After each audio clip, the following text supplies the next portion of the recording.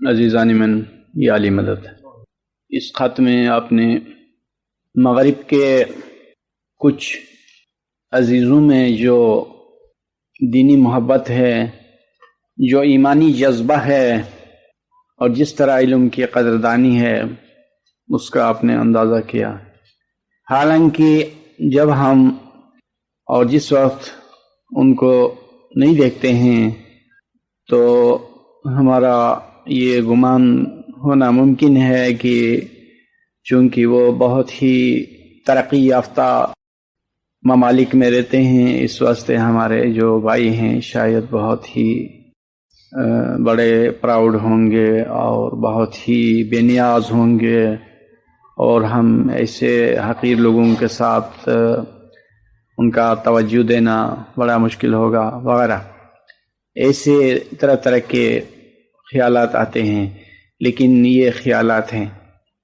ہم نے مغرب میں جا کر ان مومنین کو دیکھا اور اچھی طرح سے دیکھا، صرف دور سے یا ایک نظر سے نہیں دیکھا بلکہ ان کے درمیان رہ کر دیکھا، عملاً دیکھا، تو کتنے عاجز ہیں اور کس قدر ان میں تواضع ہے، دین کا جذبہ ہے، اور کس طرح وہ پگھلے ہوئے مومن ہیں اور خدمتی ہیں، تو اس کا اندازہ کرنا بہت مشکل ہے۔ اور میں سچ کہتا ہوں کہ کینیڈا میں بھی اور لندن میں بھی مغرب کے ان دو بڑے ملکوں میں جا کر اپنی جماعت کو اور اعلیٰ درجے کے مومنین کو دیکھا تو عجیب طرح سے مثالی ہیں اور بہت ہی خوش اخلاق اور بلند کردار ہیں، اور ایمان کے لحاظ سے آپ اگر ایک بار ان کے ساتھ مذہبی دوستی قائم کریں تو ہمیشہ ان کو یاد کرتے رہیں گے، ہمیشہ ان کو چاہتے رہیں گے۔ تو اتنی ترقی کے باوجود اور اتنی سائنسی پیش رفت کے باوجود وہ کس قدر ہمبل ہیں، عاجز ہیں اور عبادت گزار ہیں، ذاکر ہیں، اور پھر سب سے بڑھ کر جب محفل میں ہوتے ہیں تو ان پر طرح طرح کی روحانی کیفیتیں گزرتی ہیں، وہ آنسو بہاتے ہیں اور ان پر کپ کپی کی کیفیت یعنی گزرتی ہے، یعنی لرزہ براندام ہو جاتے ہیں خداوند کے عشق میں، اس کی محبت میں، اور علم کی پذیرائی کرتے ہیں، ذکر کی پذیرائی کرتے ہیں، یعنی اس کو ایکسیپٹ کرتے ہیں، قبولتے ہیں، تو ان کی ایسی اعلیٰ صفات ہیں۔ یہ سب کچھ امام کی محبت کا معجزہ ہے کہ جو بھی امام کی محبت کو اپنے دل میں جگہ دیتا ہے تو امام کی محبت اپنا کام کرنے لگتی ہے، اور امام کی محبت 100 بیماریوں کی دوا ہے، اور جس بندہ مومن کے دل میں امام کی محبت ہوگی وہ کبھی کمزور نہیں ہوگا اور کبھی گرے گا نہیں، کبھی گمراہ نہیں ہوگا، اور وہ تو روز بروز ترقی کرتا چلا جائے گا، جو دوستداری امامی زمان ہے۔ اور یہی سبب ہے کہ خداوند عالم نے اپنے قرآنی ارشادات میں اہل بیت کرام کی محبت کو ہر چیز پر ترجیح دی ہے، اور ولایت علی یا کہ ولایت امامی زمان کو مومنین پر فرض کر دیا ہے۔ تو جس بندہ مومن کے دل میں امام علی مقام کی پاک و مقدس محبت ہوتی ہے، وہ اس محبت کی روشنی میں مومنین کو بھی چاہتا ہے، کیونکہ جو آسمانی محبت ہے اس کے 3 درجے ہیں۔ شریف زبان میں خدا سے دوستی، رسول سے دوستی اور امام سے دوستی۔ امام سے دوستی کرنے کا جو ذکر ہے قرآن میں وہ کئی طرح سے ہے۔ کبھی تو امام کو مومنین میں لیا گیا ہے اور امام کا نام مومنین میں سب سے پہلے آتا ہے، اور قرآن میں جہاں جہاں تعریف کے طور پر یا ایھا الذین آمنو کا خطاب آیا ہے اس میں سب سے پہلے امام کا ذکر ہے، کیونکہ امام امیر المومنین ہیں۔ جہاں کہیں بھی مومنین کی تعریف ہوگی قرآن میں اس میں سب سے اول امام کا ذکر ہوگا، اس لیے کہ امام امیر ہیں۔ امیر کے آپ کے نزدیک دو معنی ہیں، ایک امیر سے دولت مند مراد لیتے ہیں، اور لیکن اس کے اصل معنی امیر عربی زبان کے لحاظ سے امیر کے معنی ہے امر کرنے والا، صاحب امر، ولی امر۔ اس لیے جہاں کہیں بھی ایمان کا ذکر آئے گا اور جہاں کہیں بھی مومنین کا ذکر آئے گا اس میں امیر المومنین یا کہ ولی امر کا ذکر پیش ہوگا۔ چنانچہ خدا کی محبت، رسول کی محبت اور مومنین کی محبت کا یہ مطلب ہے کہ مومنین میں سب سے اول امام کی محبت حاصل کی جائے۔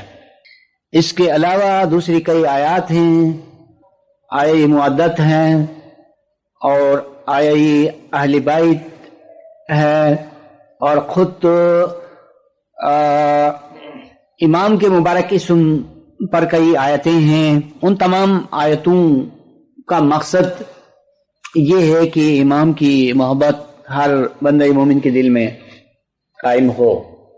تو ہمیں اس فلسفے کو ضروری طور پر جاننا ہے کہ محبت یعنی امام کی محبت کے ہونے کی صورت میں کیا ہوتا ہے، اور اس کے برعکس یعنی اس کے نہ ہونے کی صورت میں کیا ہوتا ہے۔ بالفاظ دیگر امام کی محبت کے ہونے کی صورت میں کیا فائدہ ہوتا ہے اور اس کے نہ ہونے کی شکل میں کیا نقصان ہوتا ہے، ہمیں یہ ضرور جاننا ہے۔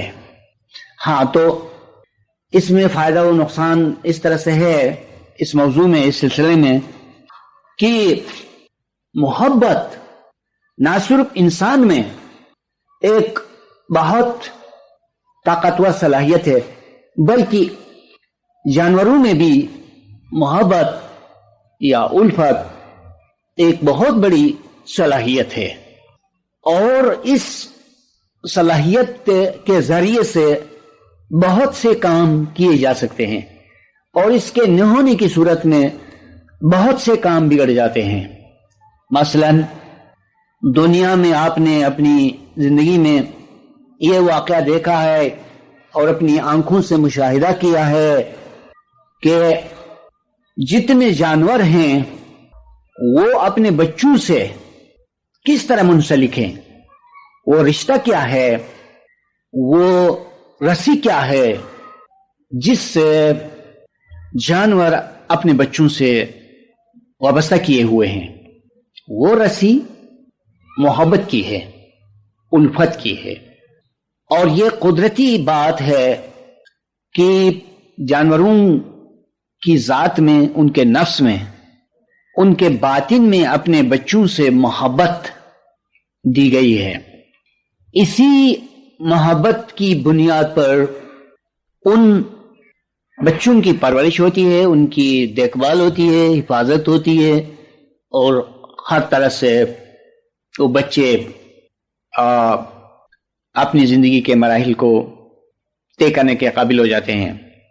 اور اگر یہ محبت نہ ہوتی تو جانوروں کی حیات و بقا کا جو سلسلہ تھا یا جو نظام ہے وہ درہم و برہم ہو جاتا، بلکہ بہت جلد دنیا سے جانور ختم ہو جاتے ہیں۔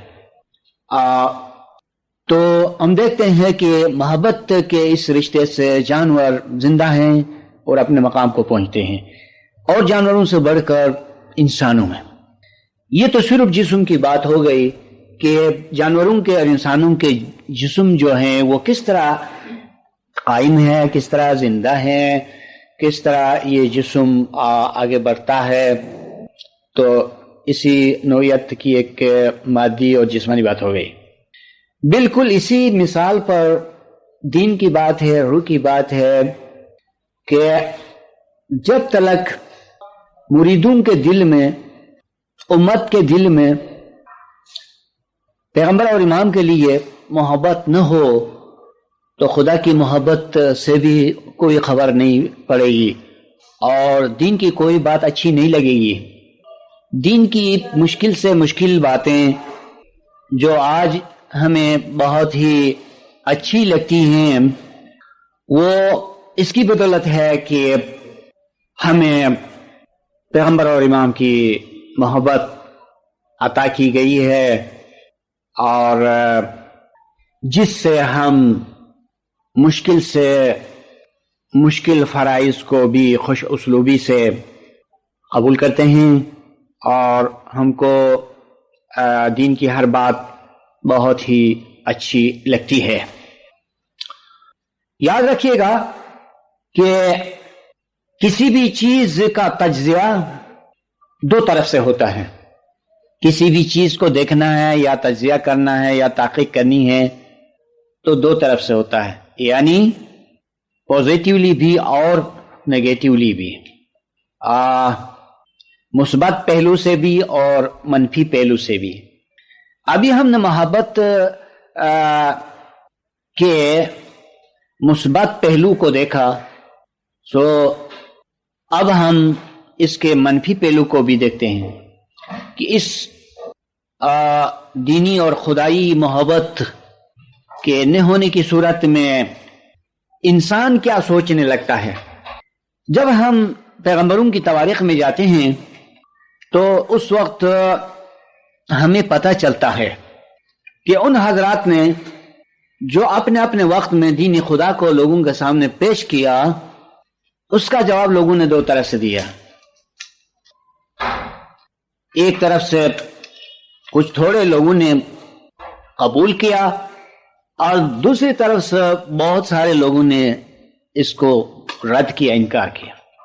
جب ہم گہرائی میں جا کے اس کا تجزیہ کرتے ہیں، اس کے پس منظر کو دیکھتے ہیں، اس کی وجوہات کی تحقیق کرتے ہیں، تو آخر کار ہم اس نتیجے پر پہنچتے ہیں کہ ان دو نتیجوں کی بنیاد دوستی اور دشمنی پر ہے۔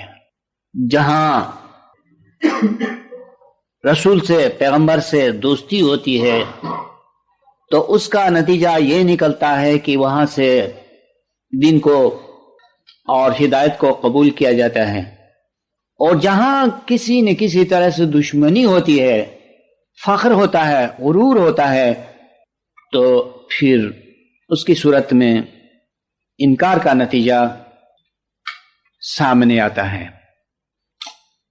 لہذا خدا کی طرف سے یہ ایک حکمت تھی کہ لوگوں کو پیغمبر اور امام کی محبت کی تلقین کی جائے، ان کو بتا دیا جائے، ان کو سکھا دیا جائے، یہاں تک کہ خدا سے دوستی اور محبت جو ہونی چاہیے اس کو بھی رسول سے اور امام سے وابستہ کیا گیا۔ ارشاد ربانی ہے کہ ان کنتم تحبون اللہ فاتبعونی یحببکم اللہ ویغفر لکم ذنوبکم واللہ غفور الرحیم۔ اے لوگو، اگر تم کو یہ دعویٰ ہے یا یہ خواہش ہے کہ تم خدا سے محبت کرنا چاہتے ہو یا کرنے کے دعویدار ہو، تو دیکھو اصل بات یوں ہے کہ تم میری پیروی کرو۔ یہ رسول فرماتا ہے، اس میری پیروی کے نتیجے میں خدا تم سے محبت کرے گا تم کو چاہے گا، اور تم کو چاہنے کا نتیجہ یوں نکلے گا کہ تمہارے گناہوں کو بخش دے گا، اور چونکہ خدا بڑا غفور الرحیم ہے۔ اس آیہ کریمہ کی حکمت یہ بتاتی ہے کہ ایک طرف سے خدا کی جو محبت ہے وہ کسی کو حاصل نہیں ہو سکتی ہے مگر اس کے اس نمائندے کے توسط سے جو اس دنیا میں اس کی طرف سے مقرر ہے، یعنی پیغمبر اور امام کے توسط سے خدا کی محبت ہو سکتی ہے۔ اور دوسرا یہ اشارہ ملتا ہے کہ فرمان برداری سے محبت حاصل ہوتی ہے اور محبت سے فرمان برداری ہو سکتی ہے۔ دونوں چیزیں لازم و ملزوم ہیں، دونوں چیزیں لازم و ملزوم ہیں، لہذا پیغمبر سے اور امام سے محبت مومنین کے لیے ایک ضروری امر ہے تاکہ ان کو دین میں فرمان برداری کے سلسلے میں آسانیاں ہو سکیں۔ اس کے برعکس جن لوگوں کی رسول سے عداوت تھی تو اس عداوت کی وجہ سے وہ کبھی بھی خدا کی ہدایتوں کو قبول نہیں کرتے تھے۔ آج اس دنیا میں جو لوگ امام کے لیے معتقد ہیں، جو امام کے دوستدار ہیں، ان کے لیے امام کے ارشادات اور ان پر تعمیل آسان ہے، اور جن لوگوں کے دل میں امام سے مخالفت ہے یا عداوت ہے یا امام سے بغض ہے، ان کے لیے امام کی اعلیٰ سے اعلیٰ حکمتیں بھی اچھی نہیں لگتی ہیں۔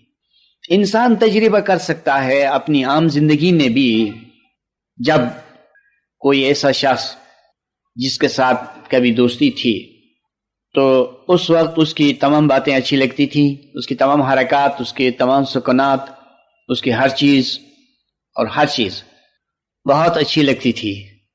مثال کے طور پر اس شخص کی دشمنی ہو گئی، مخالفت ہوئی، تو اب اس کی کوئی بات اچھی نہیں لگتی ہے۔ دیکھا آپ نے کہ دوستی اور دشمنی کیا ہے، کہ سب اچھائی دوستی میں ہے اور ساری برائی دشمنی میں ہے، اور خاص کر جو ہادی برحق ہے اسے جو دوستی کرے گا وہ کلی طور پر فائدے میں رہے گا، اور جو اس کی مخالفت کرے گا وہ زیانکار ہو جائے گا، وہ خسارے میں ہوگا۔ اور یہی وجہ ہے کہ بہت سی آیاتی قرآنی اور احادیثی نبوی زور دیتی ہیں امام کی محبت پر، اور امام کی محبت جن کو حاصل ہو وہ بڑے خوش نصیب ہیں۔ اسی محبت کے تحت دین کی ہر بات اور ہر کام آسان ہو جاتا ہے، عبادت آسان ہو جاتی ہے۔ اور جب یہ دینی محبت یعنی امام کی محبت، جسے حقیقی محبت کہا جاتا ہے، آگے سے آگے بڑھتی چلی جاتی ہے تو یہ عشق کا رنگ اختیار کرتی ہے۔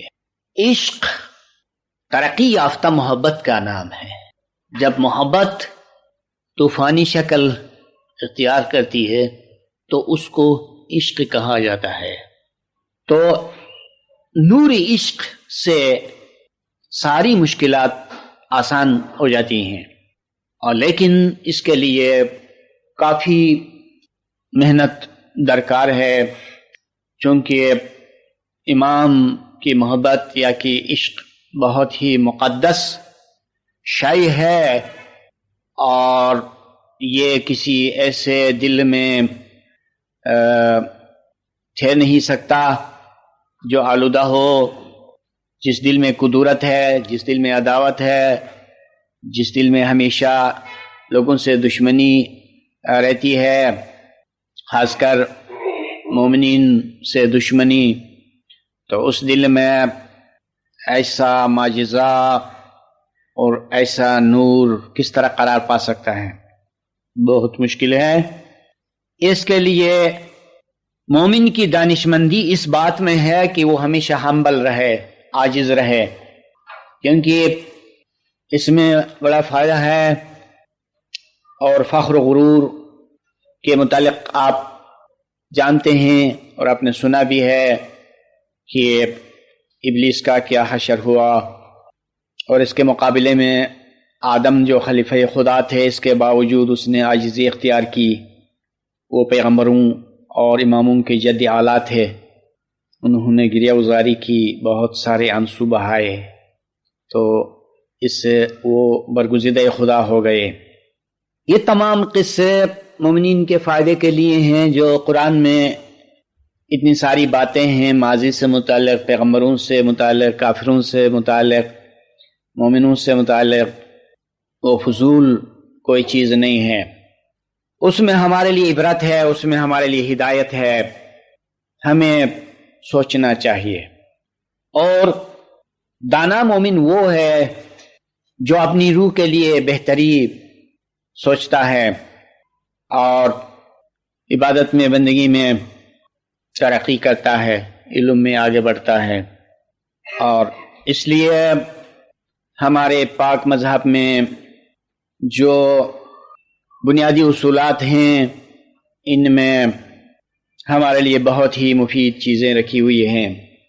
نصیحت ہے، یعنی واعظ ہے، علم کی باتیں ہیں، یہ عقل کے لیے ہیں، یہ عقل کی خوراک ہے، عقل کی غذا ہے۔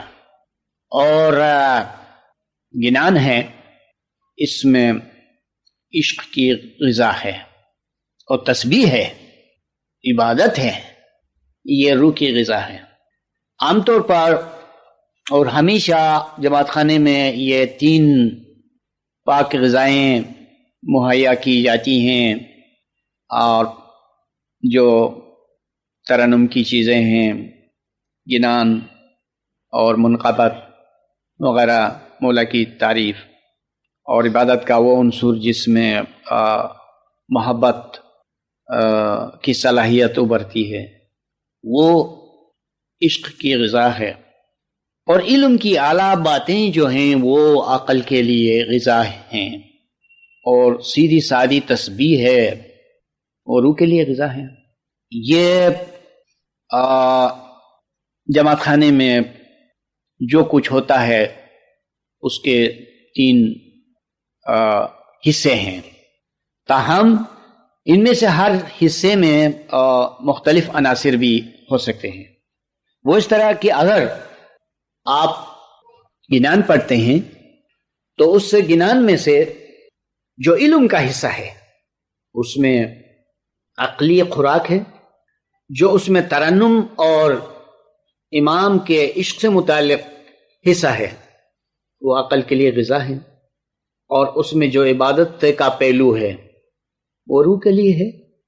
تو جماعت خانے کی پاک رسومات یا کہ عبادات کے 3 بڑے حصے ہونے کے باوجود اگر ہر حصے میں جا کے دیکھیں تو اس میں الگ الگ چیزیں ہو سکتی ہیں، اور اسی کی میں نے یہ گنان سے مثال دی۔ اسی طرح میں نے اپنی پہلی بات میں کہا تھا کہ تسبیح میں روح کے لیے غذا ہے، تو صحیح ہے، لیکن اس کے باوجود اگر آپ تسبیح کے معنی کو بھی جانتے ہیں تو یہ روح کے لیے غذا ہونے کے ساتھ ساتھ عقل کے لیے بھی غذا ہو سکتی ہے، چونکہ آپ نے اس کے معنی کو سمجھ لیا اور اس کی حکمت کو جان لیا، تو پھر تسبیح سے روح کے لیے غذا ہونے کے ساتھ ساتھ عقل کے لیے بھی خوراک اس میں سے مہیا ہو سکتی ہے۔ اور بالکل اسی طرح جو واعظ ہے، جو علم کی باتیں ہیں، اس میں عقل کے لیے غذا ہونے کے ساتھ ساتھ عشق کے لیے اور روح کے لیے بھی غذا اس طرح سے ہو سکتی ہے کہ اس میں بے شک سب سے پہلے اور اصولی طور پر عقل کے لیے غذا ہے، لیکن علم کے ہونے سے امام کی خوبیاں زیادہ سے زیادہ اجاگر ہو جاتی ہیں۔ سو اس سے آپ میں جو عشق کی صلاحیت ہے اس کو بھی تقویت مل سکتی ہے، اور ساتھ ہی ساتھ چونکہ وہ ایک علمی عبادت ہے لہذا روح کے لیے بھی اس سے فائدہ ہو سکتا ہے۔ تو مومن کو اپنے ایمانی کاموں سے متعلق جاننا چاہیے کہ ہر بات کی گہرائی میں کیا چیز ہے اور کس طرح سے ہے، اور اگر ہم عبادت کو سوچے سمجھے بغیر کریں تو اس سے ہم کو بہت کم فائدہ ملے گا، اور اگر ہم اس کو جانتے ہوئے پہچانتے ہوئے کریں گے تو اس سے ہمیں زیادہ سے زیادہ فائدہ ملے گا۔ اور یہی وجہ ہے کہ امام علی مقام نے دعا کے متعلق ارشاد فرمایا ہے کہ دعا کے معنی کو سمجھ لیا جائے اور دعا کے معنی کو سمجھ کر دعا پڑھی جائے، اس میں زیادہ ثواب ہے، اس کی زیادہ فضیلت ہے۔ اور اسی طرح شاید کسی نے امام علی مقام سے سوال کیا ہوگا کہ بولتے وقت یا اسم اعظم کے پڑھتے وقت توجہ کس چیز کی طرف ہونی چاہیے؟ البتہ امام علی مقام نے ارشاد فرمایا کہ اسم کے معنی کی طرف توجہ دینی چاہیے۔ تو جو چیز ہم کرتے ہیں یا جو چیز ہم جانتے ہیں یا بولتے ہیں تو اس کے معنی کو سمجھنا یہ تو مومن کا شیوہ ہے۔ اسی لیے مومن منافق سے اور کافر سے ممتاز ہے کہ مومن جانتا ہے۔ خدا نے اپنے کلام میں کافروں کو اور منافقوں کو جاہل و نادان قرار دیا ہے، تو کیا کوئی شخص یہ کہہ سکتا ہے کہ وہ دنیاوی معاملات میں جاہل و نادان ہے؟ نہیں، دنیا کے کاموں میں تو وہ بہت ہی ہوشیار، چالاک اور بہت ہی باخبر ہیں۔ اگر خداوند عالم کافروں کو، جاہلوں کو نادان قرار دیتا ہے تو اس کی وجہ صرف یہ ہے کہ وہ دینی معاملات میں ایسے سست، جاہل اور نادان ہیں۔ لیکن خداوند عالم نے مومنین پر رحمت کی اور ان کو دو مرحلوں سے آگے کرنے کے لیے اہتمام فرمایا، ایک یہ کہ عقیدہ، ایک یہ کہ علم۔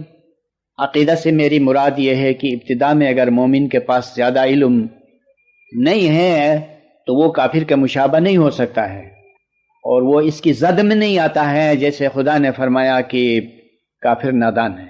تو اس قسم کی نادانی کا اطلاق مومن پر نہیں ہوتا ہے، اور یہاں پر ایک بہت بڑی حکمت ہے۔ کیوں؟ آپ سوال کریں گے کس لیے؟ میں جواب عرض کروں گا، وہ اس لیے کہ ایمان لانا کہتے ہیں باور کرنے کو۔ جب مومن نے دانا کی بات پر باور کیا تو جہالت و نادانی سے بری ہو گیا۔ دانا جو خدا کے فرمانے کے بے موجب دانا ہے، اور کوئی بھی شخص اس پر اعتماد کرتا ہے اور اس کو اپنا وکیل قرار دیتا ہے، اس کی باتوں پر باور کرتا ہے، تو وہ نادان نہیں ہے، وہ کوتا اندیش نہیں ہے، وہ دور اندیش ہے۔ نادان وہ ہے جو خدا و رسول اور نمائندہ رسول کی باتوں پر باور نہیں کرتا ہے۔ یہ بہت ہی عمدہ بات ہے، اس لیے میں اس کو دہراتا ہوں کہ جو امام کی باتوں پر باور کرتا ہے تو وہ جاہل نہیں ہے، وہ نادان نہیں ہے، وہ عاقل ہے، وہ دانا ہے۔ اس کی عقل و دانائی کا ثبوت یہ ہے کہ اس نے نمائندہ خدا کو اپنا وکیل قرار دیا۔ دنیا میں اگر کوئی بھی واقعہ ہوتا ہے، کیس ہوتا ہے، مقدمہ ہوتا ہے، تو ایک شخص ایک بہت ہی ہوشمند وکیل کو اختیار کرتا ہے، اس کو اپنا وکیل قرار دیتا ہے، تو یہ نادان نہیں ہے، چونکہ اس نے عقل کی راہ کو اختیار کیا۔ اس طرح یہ ایک مثال تھی دین کے معاملے میں خدا و رسول اور نوری رسول کو اپنے لیے دوست منتخب کرنا، اس کے دامن کو پکڑنا اور اپنی عقلی جزوی کی جگہ پر اس کی ہدایت کو ترجیح دینا، یہ نادانی نہیں ہے، یہ دانائی ہے۔ لہذا نادان وہ ہے جو کافر ہے، نادان وہ ہے جو خدا و رسول اور امام سے برگشتہ ہے، تو اس کی بہت بڑی نادانی ہے۔ تو میں کہہ رہا تھا کہ پہلے مرحلے میں ہے عقیدہ اور پھر دوسرے مرحلے میں ہے علم۔ خداوند عالم نے عجیب طرح سے مومنین کو نوازا ہے کہ جن کے پاس عقل کی پختگی نہیں ہے ان کو وسیلہ دیا ہے جو امام ہے، اور جو اسی کے ساتھ ساتھ آگے بڑھنا چاہتے ہیں تو اس رستے کو آزاد کر کے رکھا ہے، اس کے لیے بھی وسائل مہیا کر دیے ہیں۔ تو یہ خداوند عالم کی بہت بڑی رحمت ہے، اور اس لیے ہمارے دین میں عقل کے میوے بہت زیادہ ہیں، عشق کے میوے بہت زیادہ ہیں، اور روح کے میوے بہت زیادہ ہیں۔ ہمارے مقدس جماعت خانے میں یہ ضروری غذائیں ملتی ہیں۔ تو کبھی ہم نے کہا تھا کہ انسان 3 چیزوں کا مجموعہ ہے، عقل ہے، روح ہے اور جسم ہے۔ یہ صحیح ہے، لیکن اس کے ساتھ ساتھ ہم عشق کو بھی ایک الگ روح قرار دے سکتے ہیں۔ اس میں کوئی غلطی کی بات نہیں ہے کہ کبھی کسی اعتبار سے ایک چیز کو 3 پہلو سے پیش کیا جائے اور پھر دوسرے اعتبار سے اس کو 4 پہلو سے بتا دیا جائے۔ اس میں کوئی عیب کی بات نہیں ہے۔ کہنا یوں ہے کہ ایک اعتبار سے روح اور عشق ایک ہیں، پھر دوسرے اعتبار سے عشق ایک الگ روح ہے اور روح یا جان ایک الگ شے ہے۔ تو اس کے تجزیے میں جائیں تو پھر آپ کے سامنے بہت سے سوالات بھی پیدا ہو سکتے ہیں۔ یہ کہ جب ہم نے تسلیم کیا کہ روح ایک ہونے کے باوجود لاتعداد ہے، تو اس میں ہم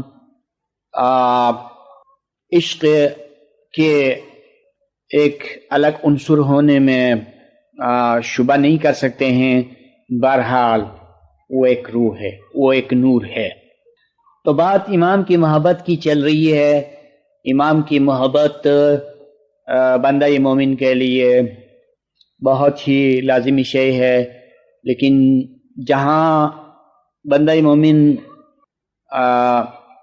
بہت سی نافرمانیاں کرتا ہے تو یہ امام کی محبت کم سے کم تر ہوتی چلی جاتی ہے۔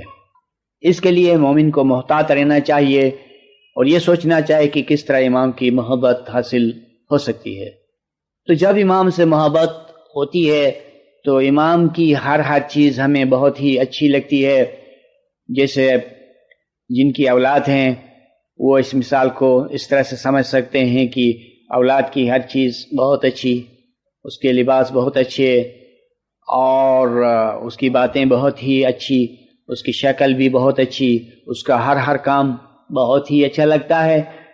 یہ کیوں؟ اس لیے کہ محبت جو ہے وہ ایک اضافی آنکھ کی طرح ہے، اور اس کے مقابلے میں دشمنی ایک اضافی آنکھ کی طرح ہے۔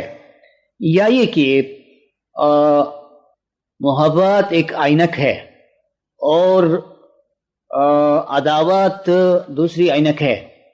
جب ہم محبت کی عینک سے دیکھیں گے تو چیز بہت ہی عالیشان لگے گی، اور اس کے برعکس جب ہم عداوت و دشمنی کی عینک سے دیکھنے لگیں گے کسی چیز کو تو وہ بہت ہی بری لگے گی۔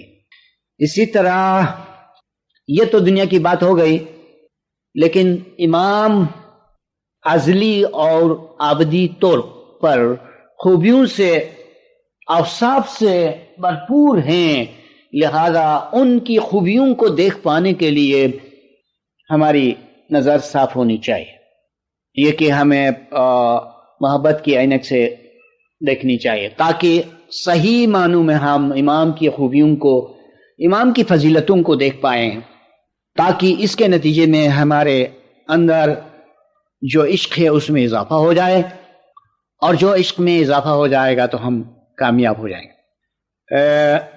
حافظ کا ایک شعر یاد آتا ہے، الا یا ایھا الساقی آدر کاساں و ناولھا، کہ عشق آسان نمود اول ولی افتاد مشکل ہا۔ اے ساقی جام کو گردش میں لا اور ہمیں جامی شراب کی نوبت آنے دو، جام کو گردش میں لا تاکہ اس سے ہماری نوبت آئے اور ہم جامی شراب کو پی سکیں۔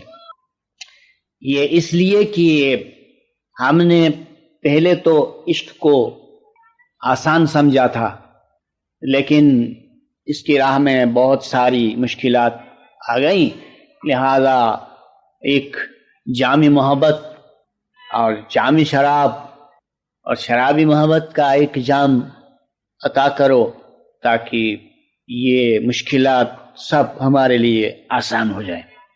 یہ اس کا مفہوم ہے کہ عشق ہی اور محبت ہی ساری مشکلات کا علاج ہے۔ اس کے لیے امام کی محبت ہو تو عبادت آسان ہے، امام کی محبت ہو تو اس کی فرمان برداری آسان ہے، امام کی محبت ہو تو اتفاق آسان ہے، اور امام کی محبت ہو تو ترقی آسان ہے، امام کی محبت ہو تو سوشل ورک آسان ہے، اور امام کی محبت نہ ہو تو ہر چیز کے کرنے میں بہت تلخی گزرتی ہے اور بہت مشکلات سامنے آتی ہیں۔ یہ امام کی محبت کا ایک فلسفہ تھا جو ہم نے تھوڑا سا بیان کیا۔ اب اس کے بعد ہم اپنے موضوع کو بدلتے ہیں،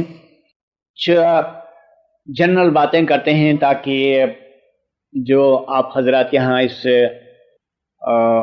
قدر توجہ سے بیٹھے ہیں، منتظر ہیں، سن رہے ہیں اور بڑی قدردانی کے ساتھ یہاں آئے ہیں، اس کے لیے لازمی بات ہے کہ کچھ مفید باتیں ہوں۔ تو جاننا چاہیے کہ اس دنیا میں جو مومن آیا ہے تو یہ کوئی معمولی بات نہیں ہے۔ دنیا میں مومن آیا ہے اور اس مقام کو پایا ہے، یہ کوئی معمولی بات نہیں ہے۔ مقام سے میری مراد کیا ہے؟ یہ صراط مستقیم اور یہ پاک مذہب اور یہ امام کی شناخت۔ آپ باور کرتے ہیں کہ یہ نعمت بہت بڑی ہے اور بہت ہی عظیم ہے جو آپ اس مقام کو پہنچے ہوئے ہیں۔ ذرا خیال کریں کہ اس دنیا میں، اس بھری ہوئی دنیا میں کتنے لوگ ہیں جن کو یہ راستہ نصیب نہیں ہوا جس پر آپ چل رہے ہیں، اور شروع سے لے کر اب تک کتنے لوگ اس دنیا سے گزر گئے یعنی مر گئے جن کو یہ مقام حاصل نہیں تھا جو آج آپ کو حاصل ہے۔ کیونکہ یہ دانشمندی نہیں ہے کہ ہم ہمیشہ سامنے کو دیکھیں، کبھی پیچھے کو بھی دیکھنا چاہیے۔ پیچھے کو دیکھنے سے میری مراد کیا ہے؟ یعنی ہمیں یہ دیکھنا ہے کہ ہم سے پیچھے کتنے ہیں دین کے معاملے میں، اور یہ اس تصور سے ہونا چاہیے کہ ہم پر خداوند عالم نے کتنا بڑا احسان کیا ہے۔ آپ روزمرہ کی زندگی میں دیکھتے ہیں، لوگوں سے ملتے ہیں، ظاہری طور پر کتنے اچھے لوگ ہیں، صاحبی حیثیت ہیں، امیر ہیں، دنیوی اعتبار سے ہوشمند ہیں، تعلیم یافتہ ہیں، سیاست میں آگے ہیں، عزت میں آگے ہیں، اور نفوس، مین پاور میں، مالی طور پر، ہر اعتبار سے۔ لیکن آپ سوچیں کہ ایک چیز ہے جو ان کے پاس نہیں ہے اور وہ آپ کے پاس ہے۔ کیا ہے وہ چیز؟ ایسی ہے، ایسی عالیشان ہے، ایسی گران قدر ہے کہ دنیا کی بادشاہی سے اور پوری کائنات کی عزت سے بڑھ کر ہے، وہ ایمان ہے، وہ ایمان کی شناخت ہے جو آپ کو نصیب۔ اس مقام پر سوچئے کہ اگر آپ کو 7 اقلیموں کا بادشاہ بنایا جاتا اور یہ مرتبہ آپ کو حاصل نہیں ہوتا جو آج آپ کے پاس ہے، تو کیا اس وقت آپ خوش نصیب کہلاتے؟ نہیں، ہرگز نہیں۔ خوش نصیبی یہ ہے جو آج آپ کو حاصل ہے، یعنی یہ ایمان کی شناخت، یہ صراط مستقیم، یہ دین مبین، اور یہ خداوند کی محبت، اور اس کی طرف سے جو آپ کو پیروں بزرگوں کے وسیلے سے جو علم ملا ہے، جو ملتا ہے، یہ ایک ایسی دولت ہے جو کبھی فنا نہیں ہو سکتی، جس کو کبھی زوال نہیں آ سکتا۔ یہ ایک ایسی لازوال دولت ہے، اور یہ ایک ایسا غیر فانی خزانہ ہے، یہاں تک کہ آپ باور کریں گے کہ خدا اپنے آپ کو آپ کے حوالے کر دیتا ہے، آپ کے سپرد کر دیتا ہے، کہتا ہے کہ میں خزانہ، لو تم اس کے حقدار ہو۔ کنت کنزا مخفیا فاحببت ان اعرف فخلقت الخلق۔ خدا فرماتا ہے کہ میں ایک پوشیدہ خزانہ تھا، میں ایک چھپا ہوا گنجینہ تھا، میں نے چاہا کہ میری شناخت ہو، مجھ کو پہچانا جائے، اس کے لیے میں نے دنیا کو بنایا۔ ان دنیا کو بنانے کے ساتھ اور لوگوں کو ظاہری طور پر پیدا کرنے کے ساتھ ساتھ اس کی شناخت نہیں ہوتی ہے۔ دنیا کو بنایا، لوگوں کو بنایا، اور جب تک ایمان کے مرحلے پر لوگ نہیں پہنچتے ہیں تو خدا کے بنانے کا مقصد اور اس کی شناخت کا مطلب نہیں بنتا ہے۔ مطلب یہاں بنتا ہے جہاں پر آپ کھڑے ہیں، جہاں پر آپ بیٹھے ہیں۔ اس حدیث کا خلاصہ یہ ہے کہ جو خدا کو پہچانے گا تو خدا ایک خزانے کی حیثیت سے اس کا ہو جائے گا، اس کی ملکیت ہو جائے گا، اور وہ خوش نصیب انسان جس نے خدا کو پہچان لیا، خدا کو ایک خزانے کے طور پر اپنا لے گا۔ کیا مطلب اس کا؟ مطلب یہ ہے کہ یہ بندہ مومن جس نے خدا کو پہچان لیا، خدا میں فنا ہو جائے گا، اور خدا کا نور اس مومن کی انا خودی قرار پائے گا، یا آسان لفظوں میں یوں کہنا چاہیے کہ یہ خدا سے واصل ہو جائے گا، اور اس طرح کہ اس میں دوئی کا تصور ہی نہیں ہوگا، علیحدگی کی کوئی بات ہی نہیں ہوگی، جدائی ممکن نہیں ہوگی۔ اس طرح سے خدا کے ساتھ بندہ مومن ایک ہو جائے گا۔ تو اس حدیث کا مطلب یہ ہے۔ تو جب مومن کی سب سے بڑی دولت یہ ہے کہ خدا کو ایک خزانے کے طور پر حاصل کرے گا، تو اس سے بڑھ کر مومن کی سعادت، نیک بختی اور کیا ہونی چاہیے؟ جب یہ ایک حقیقت ہے تو مومن اپنے لیے، اپنی زندگی کے پروگرام کے لیے کیوں نہیں سوچتا ہے؟ کیوں مومن غافل ہوتا ہے؟ کیوں اپنی زندگی کو عام سمجھتا ہے؟ اس کے پاس عبادت، بندگی، علم اور خدمت کا ایک اسپیشل پروگرام کیوں نہیں ہے؟ یہ خود کو اور دوسروں کو ایک جیسا کیوں قرار دیتا ہے؟ کیا یہ ناشکری نہیں ہے؟ کیا یہ ناشکری نہیں ہے؟ کیا یہ ناقدری نہیں ہے کہ اس امکانیت کے باوجود، اس حقیقت کے باوجود، مومن خود کو ایک عام انسان قرار دیتے ہوئے کچھ مزید ذمہ داریوں کو قبول نہیں کرتا ہے؟ خصوصی عبادت کے لیے، شب خیزی کے لیے، اپنی بعض عادتوں کو چھوڑنے کے لیے، اپنے آپ کی اصلاح کے لیے، زیادہ سے زیادہ علم حاصل کرنے کے لیے، متقی بن جانے کے لیے، خدمت کرنے کے لیے۔ یہ کیوں ایسا ہے؟ مومن کیوں نہیں سوچتا؟ اپنی سعادتوں کو سامنے کیوں نہیں رکھتا؟ اس نعمت کی قدر کیوں نہیں کرتا؟ یہ ایک سوال ہے، اور بہت اہم سوال ہے۔ تو مومن کو سوچنا چاہیے، اور ہر وقت سوچنا چاہیے، اپنی روح کو سوچنا چاہیے، اور اپنی آخری منزل کو سوچنا چاہیے، دوسروں میں اور اپنے آپ میں کیا فرق ہے اس پر غور کرنا چاہیے۔ ظاہر میں تو کوئی فرق نہیں ہے، جو فرق ہے وہ دینی طور پر فرق ہے اور روحانی اعتبار سے فرق ہے۔ اس فرق کو سمجھنا چاہیے اور اس کا نتیجہ یوں نکلنا چاہیے کہ مومن زیادہ سے زیادہ اپنی ذمہ داریوں کو قبول کرے، عبادت میں باقاعدہ ہو جائے، باعمل ہو جائے، اپنی جو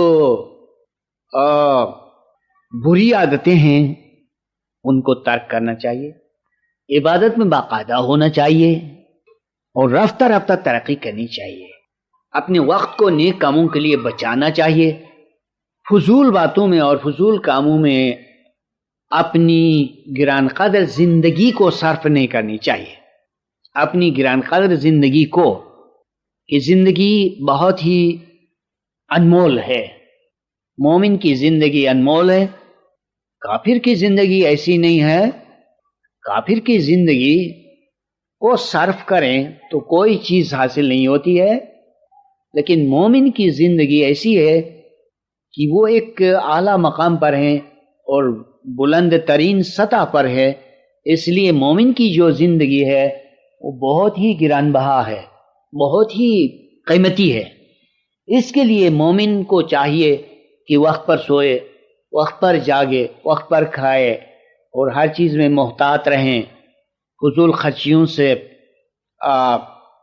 اپنی عادت کو فضول خرچی کی عادت نہ بنائیں، اور چونکہ قرآن نے کہا ہے کہ ان المبذرین کانوا اخوان الشیاطین، فضول خرچی کرنے والے شیاطین کے بھائی ہوا کرتے ہیں۔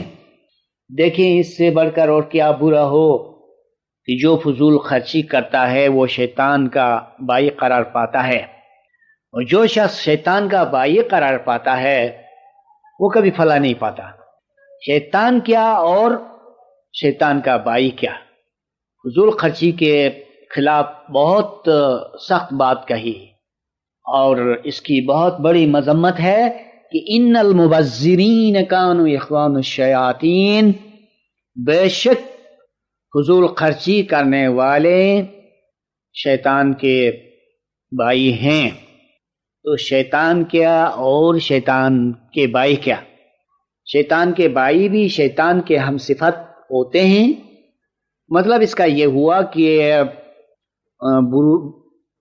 فضول خرچی بہت بری عادت ہے، اور خدا نے اس انداز سے نہیں کی ہے اور اس کی مذمت کی ہے، لہذا اس سے بچنا چاہیے۔ تو یہ قرآن کا اصول ہے کہ طرح طرح کی مثالوں سے حکمت پیش کی جاتی ہے اور لوگوں کو سمجھایا جاتا ہے۔ تو مومن جو ایک بادشاہ کی طرح ہے، کیونکہ یہ شہنشاہ کا فرزند ہے، امام کا روحانی فرزند ہے، اس لیے مومن کو اپنے مرتبے سے بے خبر نہیں ہونا چاہیے۔ عبادت، بندگی اور علم اور ہر اچھی بات اور نیکی کو اپنائیں اور اپنی زندگی کی قدر کرے، خدا کی عظیم نعمتوں کی قدردانی کریں کہ نعمتیں عقلی ہیں اور روحانی ہیں اور جسمانی ہیں۔ بے ناصر خسرو اپنے اشعار میں کہتے ہیں کہ نعمت نبوت آن کی ستوران بخورندش، نئے ملک بوت آن کی بدست آردش قیصر۔ نعمت وہ نہیں ہے جو جانور بھی کھا سکیں، نعمت اسے نہیں کہتے ہیں جس کو جانور بھی کھاتے ہیں، بادشاہت اس کو نہیں کہتے ہیں جو قیصر بھی اس کو حاصل کر سکتا ہے۔ اگر آپ کو نعمت کے متعلق اور سلطنت کے متعلق جاننا ہے تو مشکل نہیں ہے۔ نعمت جو ہے وہ دینی نعمت ہے، نعمت جو ہے وہ علمی نعمت ہے، عقلی نعمت ہے، اور نعمت جو ہے وہ روحانی نعمت ہے جو لازوال ہے۔ غیر فانی ہے اور خدا نے ان نعمتوں کو اعلیٰ سے اعلیٰ بنایا ہے. اور اگر سلطنت کو جاننا ہے تو یہ سلطنت روحانی ہے اور یہ خدا کی سلطنت ہے. خدا کی سلطنت مومن کی سلطنت ہے. خدا خود محتاج نہیں ہے کہ بادشاہ بن کے ارمان نکالے. خدا بھی نیاز ہے. وہ جب بھی قرآن میں کسی بادشاہی کا ذکر فرماتا ہے، اپنی کسی بادشاہی کا، تو وہ اسی بادشاہی کا ذکر فرماتا ہے جو مومن کے لیے رکھی ہوئی ہے. خدا کی ذات کے لیے کسی بادشاہی کی کوئی ضرورت نہیں ہے. جو ایک بار اس نے کہا کہ وہ بھی نیاز ہے تو ہمیں سمجھنا چاہیے کہ وہ بھی نیاز ہے. اللہ الصمد کا کیا مطلب؟ خدا بھی نیاز ہے. اس میں صرف چند چیزوں سے بے نیاز ہونے کی بات نہیں ہے، بس سب چیزوں سے بھی نیاز ہے. یہاں تک کہ صفات سے بھی نیاز ہے. ہم خدا کی صفات بیان کرتے ہیں لیکن یہ اس سے رسائی کے لیے ہے. یہ صفات بھی اس کے لیے نہیں چاہیے. وہ ایک ایسی بے نیاز ذات ہے اور ہر چیز سے بالا و برتر ہے. یہ صفات بھی مومن کے لیے ہیں، یہ سلطنت بھی مومن کے لیے ہے. جب یہ ساری باتیں حقیقت ہیں تو مومن کو کیوں سستی کرنی چاہیے؟ ایک چھوٹی عادت میں خود کو کیوں مبتلا کر دینا چاہیے؟ اور کیوں کمزوری دکھانی چاہیے؟ کیوں عبادت سے گریز کرنی چاہیے؟ کیوں مایوس ہو جانا چاہیے؟ مایوسی تو بالکل منع ہے. اور اگر کوئی تکلیف ہے تو تکلیف دنیا میں آتی رہتی ہے، اور تکلیف سب سے پہلے پیغمبروں پر آئی. کیا آپ نے پیغمبروں کا تذکرہ نہیں سنا ہے؟ انبیاء قرآن کے قصے نہیں پڑھے ہیں یا نہیں سنے ہیں؟ سب سے زیادہ مصیبتیں پیغمبروں پر آتی تھیں. کیا کوئی کہہ سکتا ہے کہ اگلے جنم میں ان کا کوئی گناہ تھا لہذا اس کی سزا بھگتنے کے لیے ان پر ایسی مصیبتیں نازل ہوتی رہیں؟ ایسی کوئی بات ہے؟ نہیں. یہاں پر ایک نقطہ سامنے آیا، ایک پوائنٹ. بعض دفعہ کسی بھی مومن کو کسی آزمائش میں مبتلا پاتے ہیں تو بعض دیگر مومنین یہ گیس کرتے ہیں، قیاس کرتے ہیں، قیاس آرائی کرتے ہیں کہ یا یہ اس کو تاثر دیتے ہیں کہ اگلے جنم میں کوئی گناہ کیا ہوگا تو اس کی سزا کے طور پر یوں ہوتا ہے. اور بعض دفعہ کوئی مومن اس کی پیشگوئی بھی کر کے شکوک و شبہات میں اس کو مبتلا کر دیتا ہے، اور میرے نزدیک یہ بات صحیح نہیں ہے. تو کسی بھی مومن کو شکوک و شبہات میں مبتلا کر دینا یہ اچھی بات نہیں ہے، بڑا ظلم ہے. تو میں نے کہا کہ ان پیغمبروں نے اگلے جنم میں کیا کیا تھا کہ جس کی سزا کے طور پر اتنی ساری مصیبتیں ان پر ٹوٹ پڑی. ایسی کوئی بات نہیں ہے. دنیا میں ہمیں آپ کو یہ فلسفہ جاننا ہے اور اس کا فیصلہ کرنا ہے کہ دنیا میں آپ کو ایک کافر ملے گا جو بہت ہی آرام میں ہے، اور دوسرا کافر ملے گا جو مادی طور پر بہت ہی عذاب میں ہے. بالکل اسی طرح سے دنیا میں آپ کو ایک مومن ملے گا جو بہت ہی آسائش میں ہے، اور دوسرا مومن ملے گا جو بہت ہی مصیبت میں ہے. ابھی آپ یعنی کس طرح ڈیسائیڈ کریں گے؟ اگر کوئی یہ سمجھتا ہے کہ دنیا سزا بھگتنے کے لیے ہے تو اگر یہ بات صحیح ہوتی تو دنیا میں کافروں کو سزا ملنی چاہیے، یا نہیں تو کسی طرح سے مومنین کو سزا ملنی چاہیے. ایسی کوئی بات نہیں ہے، اس سے کوئی فرق نہیں پڑتا ہے. مادی طور پر اور آسائش اور تکلیف کے لحاظ سے کچھ پتہ نہیں چلتا ہے. اب ہم اس کی تحقیق کس طرح کریں؟ اس کی تحقیق کے لیے میں عرض کرتا ہوں یہ ہے کہ دیکھیے، راحت خدا کی طرف سے نعمت بھی ہے، اور راحت خدا کی طرف سے آزمانے کے لیے بھی ہے. مومن میں اور کافر میں یہ شاید اس لیے بھی اس کو آسائش ہو سکتی ہے کہ اس کے لیے آخرت نہیں ہے، لہذا اس کو دنیا میں آسائش ملنی چاہیے. اور اس لیے بھی راحت ہو سکتی ہے کہ اس کو آزمایا جائے اور بھی وہ متکبر ہو جائے اور بھی اس میں غرور پیدا ہو جائے. اور بھی اس کا انجام خراب ہو جائے. تو ہر چیز کے دو دو پہلو ہیں. ہر چیز کا ایک پہلو ہوتا تو آپ کو بآسانی پتہ چلتا. لہذا ہم کس طرح پیغمبروں کی مصیبتوں کے متعلق یہ سوچ سکتے ہیں کہ ان کو سزا مل رہی تھی. ہم یہ کیوں نہ کہیں کہ ان پر جو تکالیف آ رہی تھی اس میں رحمت تھی. اس کے دو مقصد تھے. ایک مقصد تو یہ تھا کہ لوگوں کے لیے ان کو نمونہ بنایا جائے.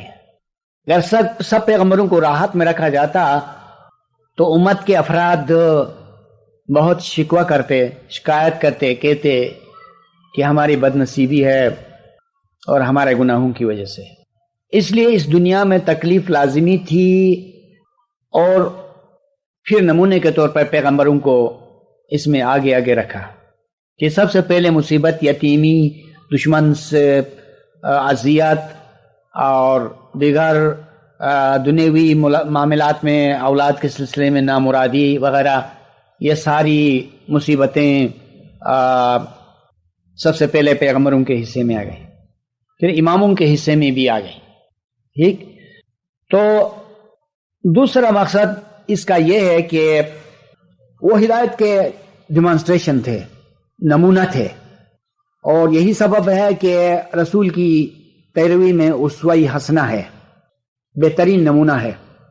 آپ رسول کے متعلق جانتے ہیں، یعنی پیغمبر اسلام صلی اللہ علیہ وآلہ وسلم کے بارے میں بخوبی جانتے ہیں کہ اولاد کی طرف سے کتنی ان کو بظاہر تکلیف تھی، کہ ان کی ایک نوری نظر ایک دختر تھیں صلوات اللہ علیہا، فاطمہ، اور پھر نرینہ اولاد کوئی نہیں تھی. دو صاحبزادے ہوئے تھے اور وہ ایام طفولیت میں وفات پا گئے. اس کے علاوہ یتیمی کی مثال انہوں نے پیش کی، غربت کی مثال پیش کی، مسافرت کی مثال پیش کی، اور چھوٹے پیمانے پر ملازمت کی مثال انہوں نے پیش کی، مزدوری کی مثال پیش کی. اور کیا پیش نہیں کیا؟ مومن کے لیے ان کی ذات میں، ان کی شخصیت میں اعلیٰ سے اعلیٰ مثالیں تھیں جو ایک مومن کے لیے ضروری ہیں، اور اسی طرح دوسرے انبیاء علیہ السلام تھے. لہذا اگر مومن پر کوئی تکلیف ہے تو کیا ہوا؟ اچھا ہے کہ تکلیف ہو اور اس میں ہم خدا سے رجوع کریں. برا ہے کہ ہم زندگی بھر راحت میں رہیں اور پھر ہمارے دماغ میں غرور پیدا ہو جائے. کہتے ہیں کہ فرعون کو زندگی بھر ایک درد سر بھی نہیں ہوا تھا جس نے خدائی کا دعویٰ کیا. تو ان تمام تکالیف میں رحمت ہے مومن کے لیے، اور اسی سبب سے قرآن نے کہا کہ وَلَنَبْلُوَنَّكُمْ بِشَيْءٍ مِّنَ الْخَوْفِ وَالْجُوعِ وَنَقْصٍ مِّنَ الْأَمْوَالِ وَالْأَنفُسِ وَالثَّمَرَاتِ وَبَشِّرِ الصَّابِرِينَ الَّذِينَ إِذَا أَصَابَتْهُمْ مُصِيبَةٌ قَالُوا إِنَّ لِلَّهِ وَإِنَّ إِلَيْهِ رَاجِعُونَ أُولَئِكَ عَلَيْهِمْ صَلَوَاتٌ مِّن رَّبِّهِمْ وَرَحْمَةٌ وَأُولَئِكَ هُمُ الْمُهْتَدُونَ. اس آیہ کریمہ میں 5 قسم کی مصیبتوں کا ذکر ہے.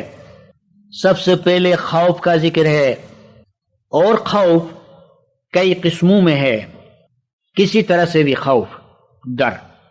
اس کے بعد بھوک کا ذکر ہے، اور بھوک بھی کئی قسموں میں ہے. اس میں روزہ بھی شامل ہے، اس میں فاقہ بھی شامل ہے، اور اس میں قدرتی طور پر خوراک کی نایابی سے انفرادی حیثیت میں یا اجتماعی حیثیت میں قحط زدہ ہو جانا، اس کا ذکر ہے.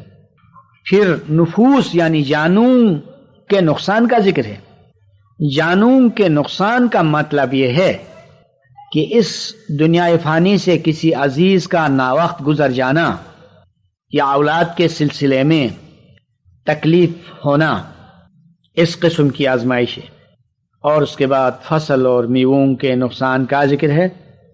پھر ارشاد ہوا ہے کہ ان مصیبتوں میں جو صبر سے کام لیتے ہیں ان صابرین کو اے رسول خوشخبری دیجئے جو کہتے ہیں کہ یہ مصیبتیں اس لیے ہیں کہ ان میں ہم یا تو زندہ رہتے ہوئے خدا سے رجوع کریں یا ان مصیبتوں کے نتیجے میں مرے تو خدا سے رجوع ہو جائیں.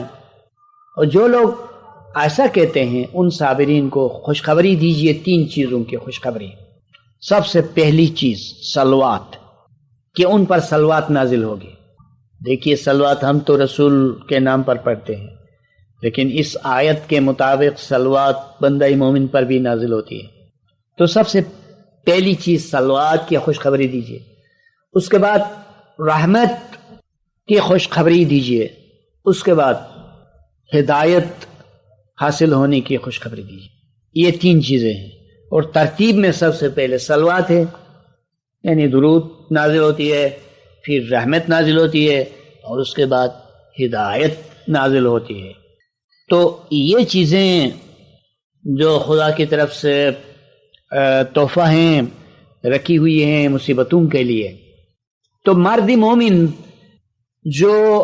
جس کو روحانی اور دینی روشنی، علم کی روشنی ملی ہو، تو وہ ہر طرف سے فائدہ کماتا ہے. لیکن فائدہ کب کماتا ہے؟ علم کی روشنی میں. جانے تو فائدہ کمائے. دنیا میں کوئی کسی کا ہنر ہے تو کسب ہے، علم ہے تو فائدہ کماتا ہے. اسی طرح دینی طور پر جس کو علم ہو، روشنی ہو، معلوم ہو تو فائدہ کماتا ہے. ویسے کوئی فائدہ نہیں کما سکتا ہے. اس کے لیے علم کی ضرورت ہے. لیکن کون سا علم؟ وہ علم نہیں جو برائے انعام ہے، جو حقیقت میں علم نہیں. حقیقی علم، علم الیقین، جس سے فائدہ ہی فائدہ ہو، جو روشنی دے، جو تمام چیزوں پر روشنی ڈالے تاکہ ہر چیز آپ کے سامنے ظاہر ہو جائے، اپنی صحیح شکل میں ظاہر ہو جائے کہ وہ کیا ہے، زہر ہے یا شہد ہے یا دوا ہے. تو آپ اس علم کی روشنی میں دینی طور پر بہت ساری چیزوں کو پہچانیں تو پھر آپ فائدہ اٹھا سکتے ہیں. ایک حکیم جو جڑی بوٹیوں کو جانتا ہے، جب وہ کسی جنگل بیابان پہاڑ میں جاتا ہے تو وہ دیکھتا ہے اس کے سامنے دولت ہے. ہر بوٹی یا ہر جڑی جس بیماری کے لیے دوا ہے وہ اس کو اٹھاتا ہے. اور دوسرا کوئی شخص جو وہاں جاتا ہے تو وہ ان تمام چیزوں کو گھاس پاتا ہے. وہ صرف یہ دیکھتا ہے کہ گھاس ہے جو جانور کھاتے ہیں. تو اتنا فرق ہے علم سے. جو دینی علم ہو اس سے ہمیں ایک آنکھ ملتی ہے، اور اس آنکھ کی بدولت ہم بہت سی چیزوں کی پہچان حاصل کر سکتے ہیں. اس کے لیے علم کی ضرورت ہے، حقیقی علم کی ضرورت ہے، علم الیقین کی ضرورت ہے. علم الیقین سے فائدہ ہوتا ہے، اور ہم دینی طور پر جو کچھ کرتے ہیں ان میں مزہ پیدا ہوتا ہے. اپنے فرائض کو ہم جان سکتے ہیں اور ان کو اچھی طرح سے ادا کر سکتے ہیں. تو اس کے لیے علم کی ضرورت ہے، علم کی روشنی کی ضرورت ہے.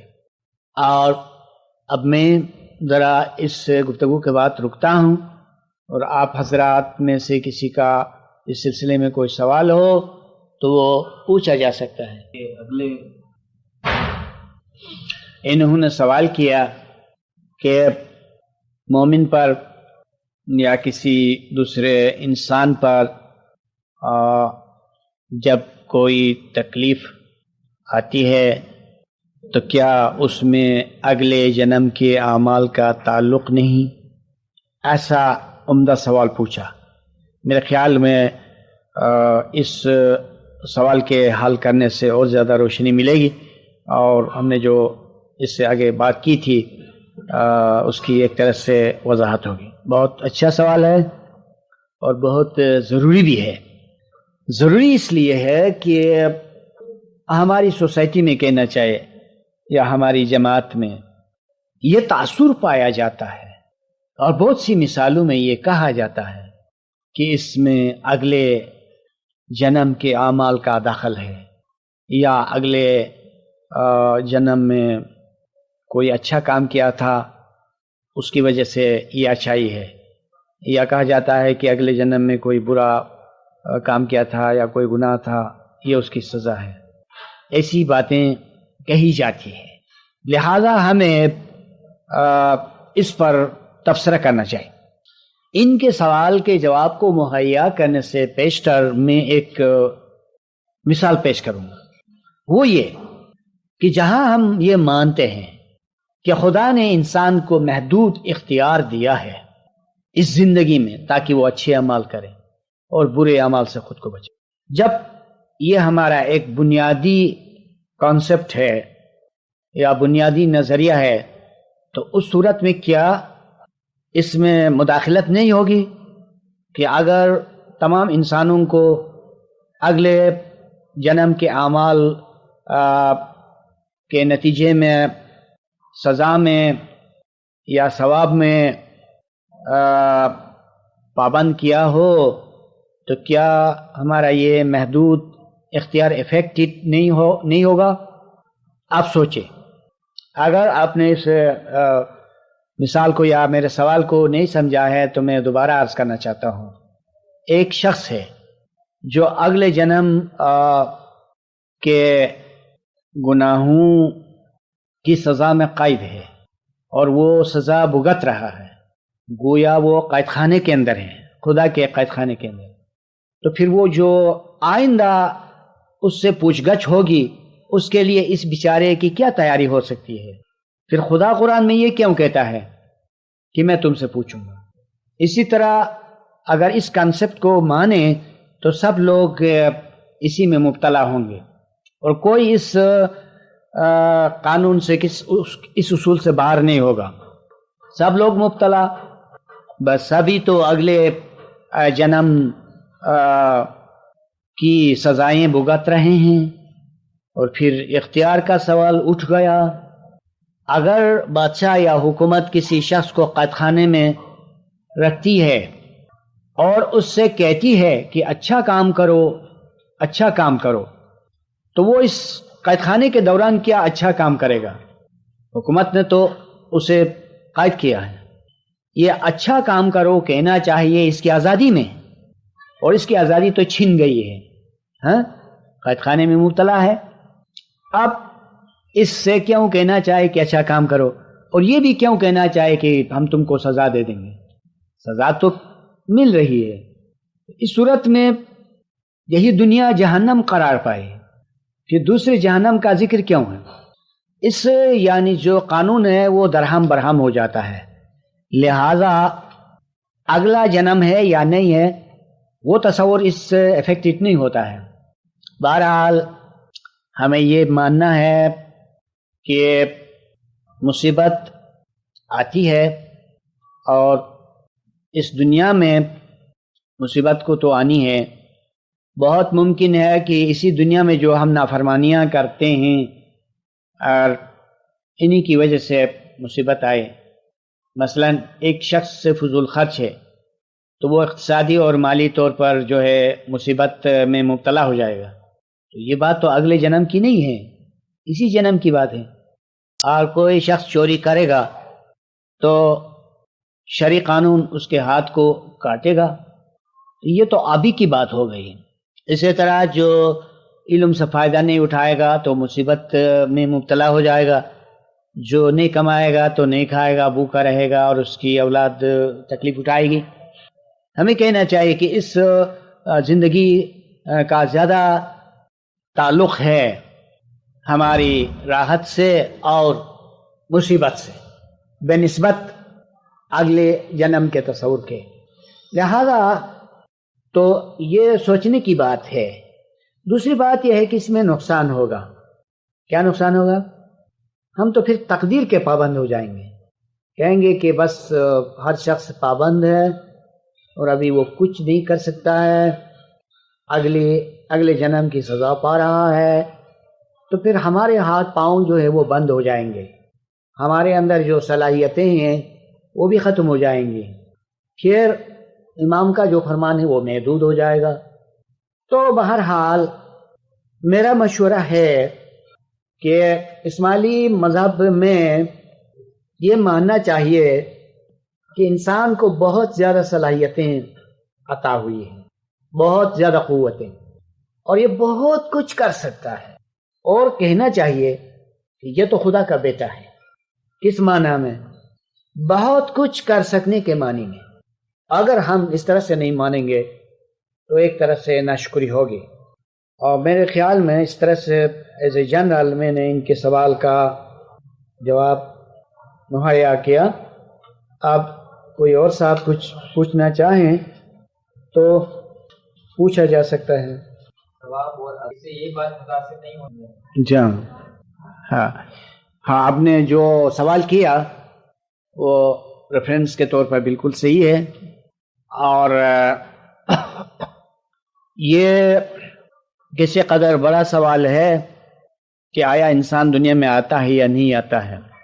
اس پر میں سمجھتا ہوں کہ کئی دفعہ گفتگو بھی ہوئی ہوگی.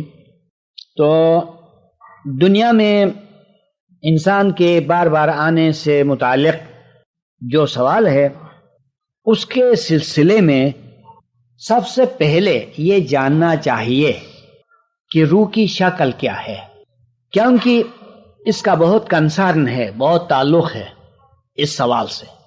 کیونکہ اگر روح ایک ڈراپ کی طرح ہے جو بادلوں سے الگ ہو کے گرتا ہے تو یہ بات الگ ہے. اور اگر روح ایک کلی چیز ہے، ہمگیر چیز ہے، اور اس دنیا سے بھی بڑی ہے اور دنیا میں سما نہیں سکتی ہے، تو اس کا مطلب یہ ہوگا کہ دنیا میں جزوی طور پر وہ چیز آتی ہے. جیسے سورج ظاہر ہے کہ سیارہ زمین سے بڑا ہے. سورج اپنی جگہ کو چھوڑ کے اس سیارہ زمین پر نہ تو آ سکتا ہے نہ سما سکتا ہے، لیکن اس کے باوجود ایک طرح سے سورج اس دنیا میں آتا رہتا ہے. وہ کس طرح آتا ہے؟ اپروچ کرتا ہے، رسائی کرتا ہے. کلی طور پر کسی چیز کا آنا الگ ہے، رسائی کرنا الگ ہے. اب دیکھیں، رسائی کی بات یہ ہے کہ یہاں سے مغرب تک کوئی شخص اپنی جگہ پر بیٹھے بیٹھے اپروچ کر سکتا ہے، لنک کر سکتا ہے، رابطہ قائم رکھ سکتا ہے. جیسے سورج کی مثال کی، سورج کی روشنی آتی ہے، خود نہیں آتا ہے، اس کی کرنیں آتی ہیں. تو پھر دو باتوں کا مالک ہو گیا. سورج آتا ہے اور نہیں آتا ہے. آتا ہے اس معنی میں کہ اپروچ کرتا ہے، یعنی اس سے زمین کی سطح تک چھوتا ہے. اور نہیں آتا ہے کا مطلب یہ ہے کہ اپنی کلیت سے ہٹ کر اور جگہ کو چھوڑ کر دنیا میں نہیں آتا ہے.